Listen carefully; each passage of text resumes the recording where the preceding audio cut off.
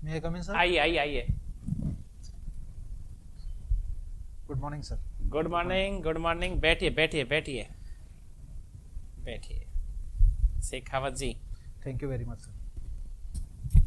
आपने commerce education था आपके पहले, जी सर। और फिर 2011 में आपने पॉलिटिकल साइंस, सोशियोलॉजी और इंग्लिश लिटरेचर से बीए किया था। जी सर।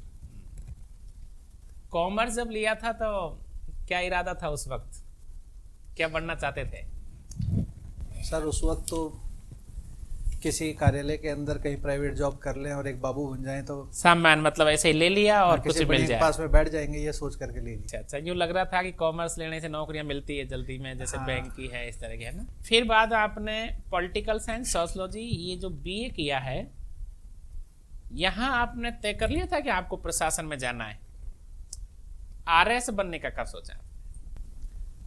सर बेसिकली बचपन से ही आरएएस बनने का सपना था। अच्छा अच्छा। मैं इस पद पर आने वाला अपने गांव से पहला व्यक्ति नहीं हूँ। हम्म। मुझसे पहले भी हमारी पिछली 2 पीढ़ियों के अंदर जो है व्यक्ति विभिन्न पदों पर इस एग्जाम से पास हो चुके हैं। तो सपना तो था, लेकिन अब परिस्थितियां ऐसी हो जाती है कि आदमी को मतलब अपना चुनना पड़ा। लेकिन जब सब कुछ ठीक हुआ वापस से, तो मैंने वापस से अपना ये change आप करके 2018 से सर्विस में हो? जी सर। और पोस्टिंग कहाँ है? सर वर्तमान में मैं जूनियर असिस्टेंट के रूप में कार्यालय सहायक अभियंता जलग्रहण विकास एवं भू संरक्षण पंचायत समिति नीम का थाना सीकर जिले में कार्यरत हूँ। सीकर जिला में कोई प्राचीन ऐतिहासिक धरोहर कह लें, सभ्यताएं कह लें, जिसे शहर जाना जाता है, जिला बताएंगे कुछ? निश्चित रूप से सर, सीकर जिले के अंदर गणेश्वर सभ्यता पड़ती है, कांतली नदी के किनारे, नीम का थाना तहसील में ही है सर।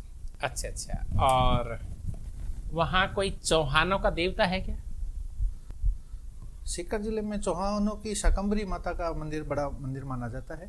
हर्षनाथ जी वहाँ पर विराजित है। सीकर जिले कौन सा के पर्वत है वो? हर्ष पर्वती कहा जाता है सर। अच्छा अच्छा। आप रहने वाले तो कहाँ के हो? मैं रहने वाला जयपुर जिले का हूँ सर। जयपुर में कहाँ के? सर मेरा गांव सांबर तहसील जिला जयपुर में ही पड़ता है। सांबर में एक घटना घटी थी और काफी सरकार की किरकिरी सी हुई थी पक्षियों को लेकर के। क्या था वो? सर सांबर झील के अंदर अचानक से प्रवासी पक्षियों की और साथ में जो स्थानीय जीव पक्षी थे उनकी मृत्यु हो गई थी। अच्छा। जिसका मूल कारण एवियन बोटुलिज्म या इन्फ्लुएंजा को माना गया था। और बाद में पूरे अखिल भारतीय स्तर पर जो पक्षी विशेषज्ञ उन्होंने इसकी ओर ध्यान जुटाया। ये पक्षी कहाँ से आते हैं वहाँ? सर ये जो विभिन्न प्रकार के पक्षी हैं, कभी साइबेरिया प्रदेशों से उड़ते हुए राजस्थान की विजिट करते हैं, और इस बीच में ये सांबर एक रामसर साइट के रूप में पड़ता है, वेटलैंड है, तो वे यहाँ पर अपनी क्या ये एक साथ आते हैं या बिल्कुल अलग अलग तरीके से आते हैं? जहां से भी आते हैं तो ये तय करके आते हैं, हाँ चलिए भाई चलते हैं, एक साथ आते हैं, या रुक रुक के धीरे धीरे आते हैं, जैसे आज 1000 आ गए, 500 आ गए, 100 आ गए? हाँ सर, माइग्रेटरी बर्ड्स का यही सिस्टम रहता है कि वे छोटे छोटे झुंड्स के रूप में आते रहते हैं और अपनी गतिविधियां संचालित करते रहते हैं। कुछ दिन यहाँ प्रवास करते हैं, उसके बाद कुछ दिन लगभग आने का कब रहता है इनका? ये सर तकरीबन फरवरी के महीने में यहाँ पर आना पसंद करते हैं। इसके अलावा अचानक कोरोना चल रहा था, हम लोग इंतजार कर रहे थे कोरोना खत्म हो जाएगा, लेकिन एक और बीमारी आ गई थी।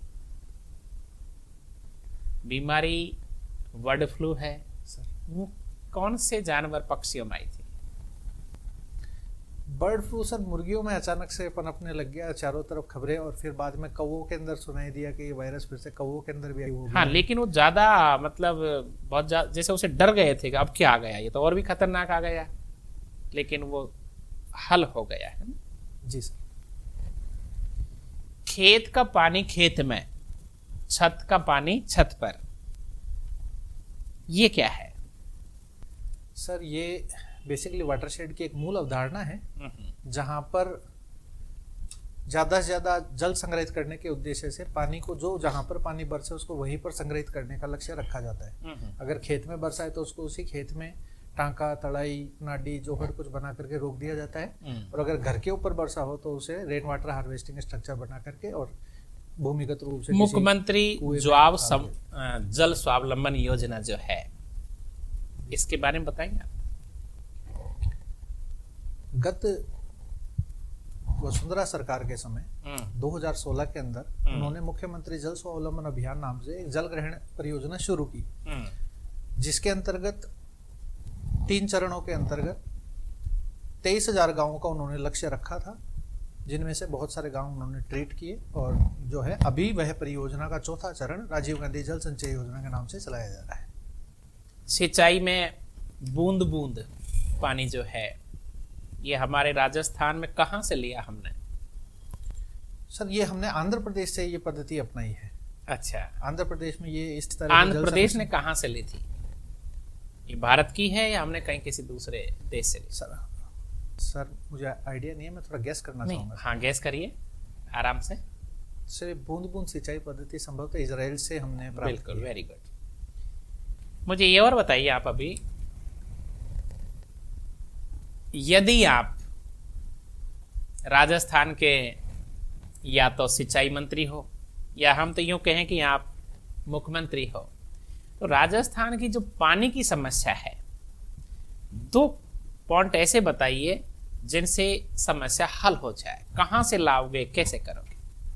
सर, नदी जोड़ परियोजना को पूरा करते हुए यदि चंबल और उसकी सहायक नदियों का पानी बनास बाणगंगा बेसिन तक ले आया जाए तो इस क्षेत्र की जो पूर्वी राजस्थान के जो 13 जिले हैं उनकी जल की समस्या का स्थायी समाधान किया जा सकता है। यह योजना तो कागजों में तो चल रही है, इसको किस नाम से जानते हैं?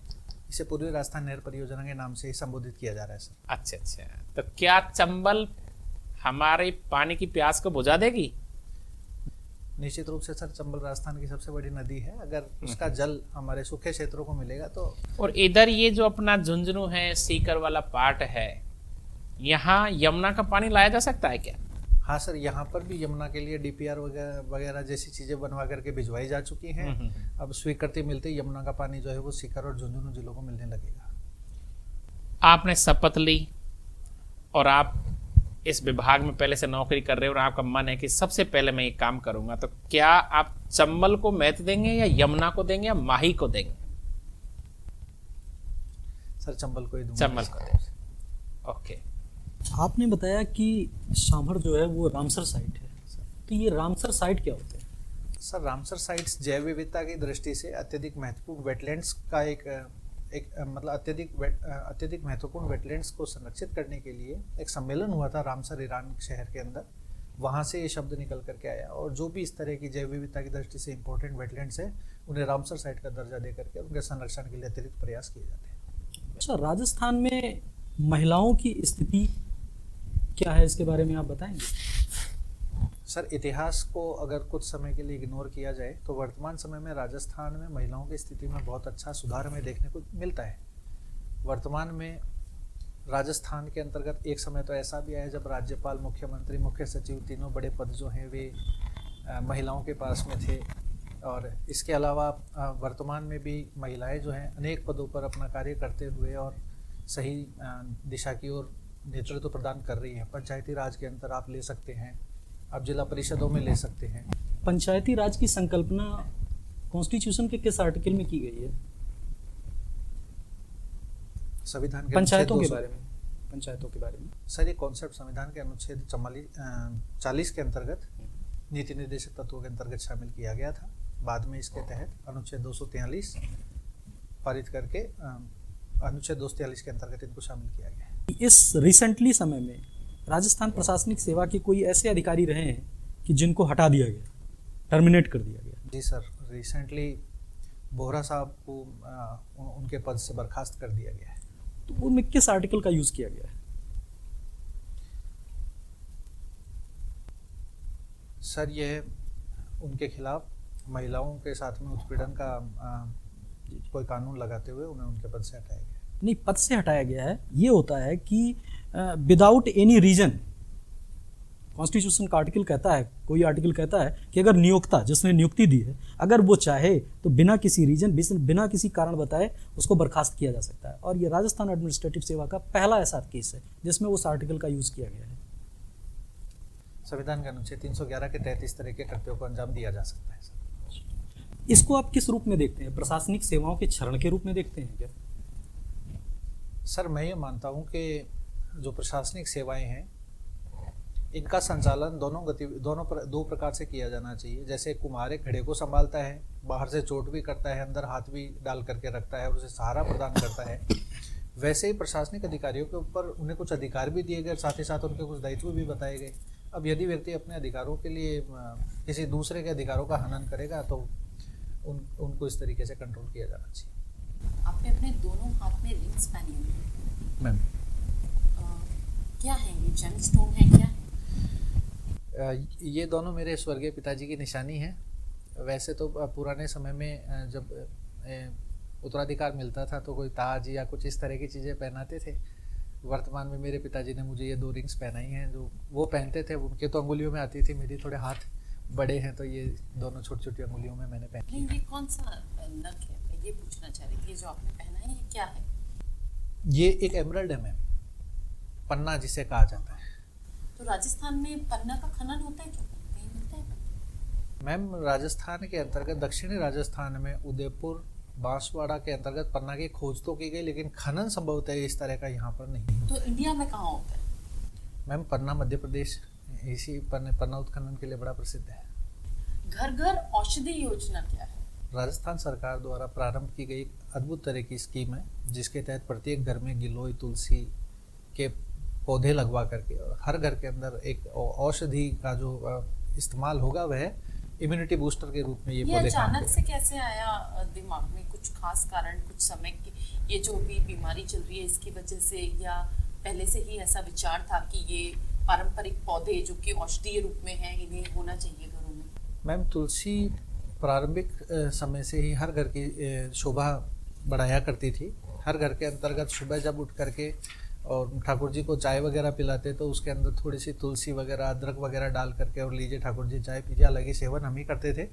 तो ये जो है ये प्रारंभिक समय से ही इस तरह की रही है। अभी गिलोय का जो है थोड़े समय पहले से ये जब कोरोना काल आया तो इसके अंतर्गत प्रत्येक व्यक्ति को इम्यूनिटी बढ़ाने के लिए गिलोय का प्रचार किया गया। तो प्रत्येक व्यक्ति ने घर के जहाँ भी उन्हें अवसर लगा वहाँ नीम के पेड़ के नज़दीक गिलोय लगा करके आपको अगर एसडीएम बना दिया जाए तो इस प्रकार की कोई भी 2 योजना जो आप चालू करना चाहिए, जो एक मतलब डेली घर में जो यूज आ सकती हो, ऐसी कि सबको उनका लाभ मिले, प्रत्येक घर को, ऐसी कोई 2 योजना? मैम वर्तमान कोरोना परिदृश्य के अंदर एक तो मैं चाहूँगा कि राशन की डिलीवरी जो है वह घर पर जाकर के ही सुनिश्चित की जाए। दूसरा मैम ऑनलाइन एजुकेशन प्राप्त करने के लिए हर बच्चे को एक लैपटॉप या टैबलेट जैसी कोई छोटी अगर उपकरण भी दिया जा सके तो ये मैं चाहूँगा कि ये 2 योजनाएं ज़रूर शुरू की जाए छोटे बच्चों के लिए। ये क्या आप अपने मुख्यालय में जहां आप एसडीएम लगोगे तहसील स्तर पर क्या आप कर सकते हो या आपकी तरफ से, या सरकार को सूचना करोगे, या सरकार के आपके उच्च अधिकारियों को केवल सलाह दोगे? सर बहुत पहले से ही बालिकाओं को, जो 8वीं कक्षा तक की बालिका होती है, लैपटॉप वितरण योजना पहले से उपलब्ध है। अगर बालिकाओं को पढ़ने हेतु प्रोत्साहित किया जाए और उनको अच्छे मार्क्स दिलाए जाए तो लैपटॉप की तो वे उत्तराधिकारी स्वतः ही बन जाती है। इसी बालिकाओं को तो पुरस्कार भी मिलता है ना? जी सर। शिक्षा में कौन कौन से पुरस्कार मिलते हैं? सर शिक्षा के अंतर्गत इंदिरा प्रियदर्शनी पुरस्कार, गार्गी पुरस्कार। गार्गी कौन थे? मतलब ये पुरस्कार जैसे नाम आया है तो गार्गी कौन कोई होगी? सर वैदिक समय की एक देवी इन द सेंस एक संत महिला थी जिन्हें गार्गी के नाम से जाना जाता है, जो यज्ञ जैसी गतिविधियां भी संचालित किया करती थी। ये बताइए शेखावत जी की शेखावाटी जो क्षेत्र है, सीकर, झुंझुनू, नागौर वाला जो पार्ट है, यहाँ किसान आंदोलन हुए थे कभी? जी सर, शेखावटी का किसान आंदोलन बड़ा प्रसिद्ध किसान आंदोलन रहा है। प्रारंभिक काल के अंदर ही दुर्गावती देवी जी के नेतृत्व में हजारों किसान इकट्ठे हुए। कौन कौन से आंदोलन हुए थे यहाँ जिसको हम कहते हैं शेखावाटी किसान आंदोलन में? सर शेखावाटी के अंतर्गत दुर्गावती जी के नेतृत्व में सर्वप्रथम किसानों ने एकत्रित होकर के जो आंदोलन किया उसे शेखावटी किसान आंदोलन के नाम से जाना जाता है। इसके अलावा में और कोई इस तरह का आंदोलन सर याद आता है? अभी जो किसान आंदोलन हो रहा है और पहले हमारे राजस्थान के किसान आंदोलन हुए थे, इनमें कोई समानता है? जी सर, निश्चित रूप से समानता है। जैसे कोई उदाहरण? राजस्थान के बड़े किसान आंदोलन कौन कौन से, 2-3 नाम बताइए। सर, राजस्थान के अंदर जब भी आंदोलन की शुरुआत हुई तो शेखावटी क्षेत्र ने उसके अंदर बढ़ चढ़ करके योगदान लिया है। कटराथल से एक आंदोलन इसी प्रकार का शुरुआत की गई थी जो पूरे इतिहास में बड़ा प्रसिद्ध रहा था। वर्तमान में भी जब सरकार को आंदोलन के लिए समर्थन की आवश्यकता थी तो बिजोलिया किसान नहीं था क्या? निश्चित रूप से सर, बिजोलिया किसान आंदोलन और बेंगो किसान आंदोलन थे। शेखावाटी ये कोई भौगोलिक नाम है या कोई ऐतिहासिक, जैसे पढ़ा है, जैसे हम आमेर है, मेवाड़ हो गया, मारवाड़ हो गया, ढूंढाड़ हो गया, तो शेखावाटी का नाम शेखावाटी कैसे पड़ा है? कछवाहा राजवंश के ही एक राजकुमार राव शेखा जी ने अमृतसर के नज़दीक अपने राज्य को बसाया और उसके बाद में जो पड़ोसी जो टेरिटोरीज थी उनको कब्जा करते हुए, क्योंकि जो उनके जो दक्षिण का हिस्सा था वो तो उनके भाइयों का एरिया था, तो उन्होंने इस तरफ तो कभी अटैक किया नहीं और उस तरफ अटैक करते हुए तंवर सरदारों को पीछे की तरफ धकेलते गए। और शेखावत ने भी अपना किया। तो नरूकाओं का राज कहाँ था? सर, नरूकाओं का जो राज है वह फागी तहसील के अंदर ज्यादातर अच्छा। इनका राज रहा। बस मुझे एक सवाल और जानने की इच्छा है कि जैसे मेवाड़ ने विरोध किया था मुगलों का, मारवाड़ में भी चंद्रसेन ने किया था, आमेर रियासत जो थी उन्होंने विरोध ज्यादा नहीं झेला, जबकि रियासत मजबूत थी। इसके पीछे उनका कोई वैज्ञानिक नजरिया था, दृष्टिकोण था, क्या था? सर, मूल रूप से आमेर के जो शासक हैं वे प्रारंभिक काल से ही कभी मेवाड़ के महाराणाओं के, कभी चौहानों के सामंत स्वरूप ही राज करते आए हैं। और ये स्थिति कुछ उसी प्रकार की थी कि जब मुगल यहाँ पर आए तो उन्होंने एक स्वतंत्र राज्य का उन्हें संभवतः सपना दिखाया और जिसे उन्होंने स्वीकार किया। अपनी स्वतंत्रता हेतु उन्होंने जो है वो मुगलों का साथ दिया और आगे जा कर के इससे इनके एरिया में शांति भी बनी रही, थोड़ी संपन्नता भी इस एरिया को मिली और साथ ही साथ में जो है इन्हें एक स्वतंत्र राज भी कायम करने का अवसर मिला। जोधा जो थी उसके ऊपर दावा किया जाता है जैसे आमेर की राजकुमारी थी या मारवाड़ की राजकुमारी थी?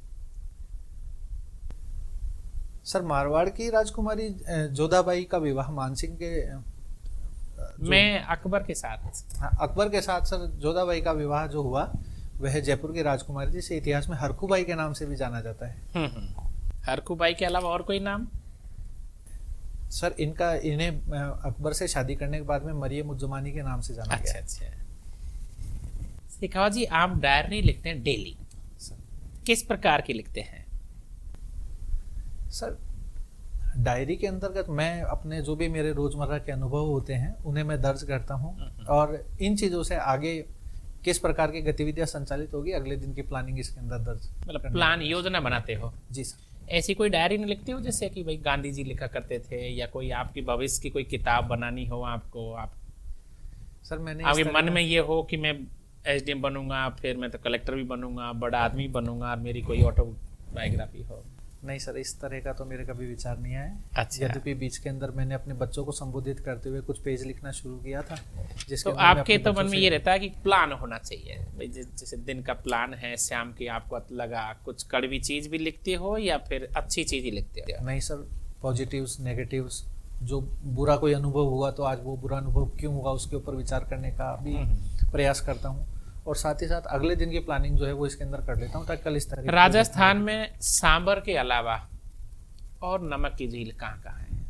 सर, राजस्थान के अंतर्गत नावा में, डीडवाना में, पचपदरा बाड़मेर में नमक की प्रमुख झीलें पाई। पचपदरा वाली झील में जो नमक होता है, सांबर में जो नमक होता है, ये दोनों एक जैसे ही है या अंतर है इनमें?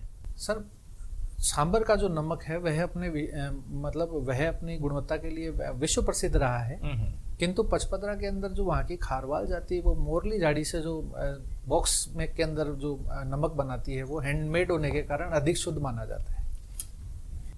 जयपुर के आप रहने वाले हैं, जयपुर जिले के, तो आप एक बार हवा महल के बारे में बताइए थोड़ा सा। सर, हवा महल 9 इंची की दीवार पर बनी हुई एक भगवान कृष्ण के मुकुट समान एक महलनुमा संरचना है जिसका निर्माण सवाई प्रताप सिंह जी ने उस्ताद लाल खां और ईसा खां के नेतृत्व में करवाया।